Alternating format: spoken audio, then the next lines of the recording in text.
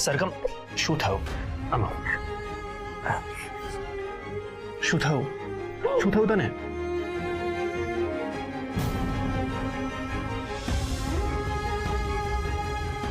સરગમ, હે, શું થયું તને? સરગમ, એની વાત છે જે તારે મને શેર કરવી છે. તને શું થયું છે? એક નહીં, બે વાત છે. તને ખબર છે ધ્વનિ, મોટી બા મને ભૂલી ગયા. હું એમને યાદ જ નથી.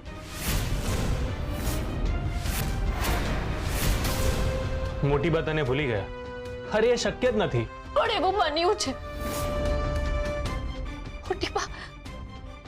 મોટી બા એમની નાની બહુને ભૂલી ગયા. મોટી બા મને ભૂલી ગયા, એમની નાની બહુને ભૂલી ગયા. સરગમ, તું અત્યારે ઢીલી ના પડીશ. તું જાણે છે ને મોટી બાની બીમારી વિશે, એટલા માટે આવું વર્તન કરતા હશે. આજે નહીં તો કાલે તું એમને યાદ આવી જઈશ. હું એમને યાદ તો આવી જઈશ, પણ મારું અને મોટી બાનું અસ્તિત્વ એકબીજા સાથે જોડાયેલું છે. મોટી બા છે તો એમની નાની બહુ છે. જો મોટી બાની સ્મૃતિમાં હું નથી તો મારું કોઈ અસ્તિત્વ જ નથી. સરગમ, તું બહુ વિચાર કરી રહી છે. તને ખબર છે ને મોટી બા અત્યારે કઈ પરિસ્થિતિમાંથી પસાર થઈ રહ્યા છે?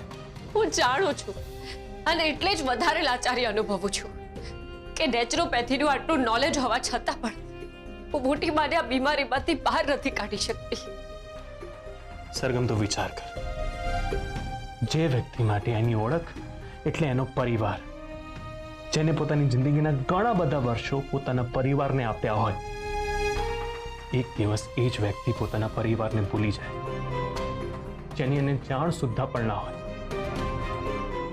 સરગમ, તું મોટી બાની કરુણા વિશે તો વિચાર કર. હા, તારી વાત સાચી છે. એમનું દુઃખ તો આપણા કરતા પણ મોટું છે, અને એમને તો એમના દુઃખની જાણ પણ નથી. એ વાત તો એનાથી પણ મોટી છે. હિંમત રાખ સરગમ, આમ બધું જ ઠીક થઈ જશે.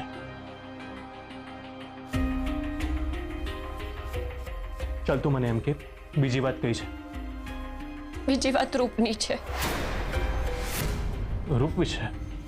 રૂપે આજે જે રીતે અને જે કહ્યું મને એને પહેલા ક્યારેય નથી કહ્યું. એવું તો શું કહ્યું એને? એણે કહ્યું કે આપણે એને આ ઘરમાં રાખી એ ઉપકારનું ઋણ ચૂકવવા માટે આપણા બાળકને જન્મ આપશે.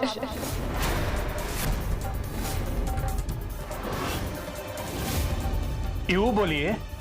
હા, તને આ વાત જાણીને જેટલું આશ્ચર્ય થયું ને, મને પણ આ વાત સાંભળીને એટલું જ આશ્ચર્ય થયું હતું. એટલે એ શું ઉપકારનું ઋણ ચૂકવવા માટે આ બધું કરે છે? મતલબ એ આપણને પ્રેમ નથી કરતી.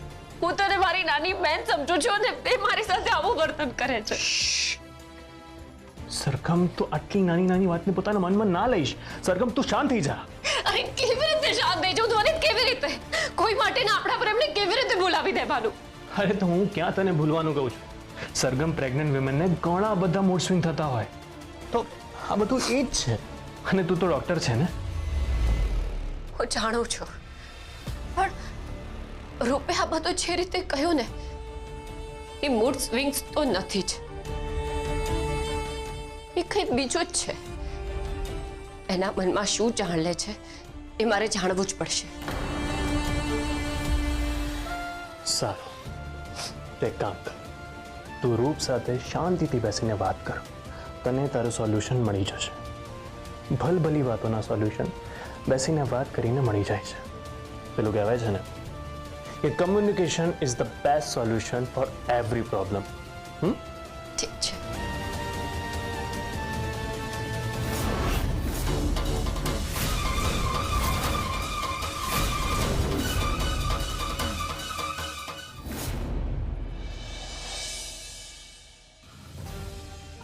મોટી બા, હું આવતા અઠવાડિયે પેઢીના ગામથી મુંબઈ જઉં છું,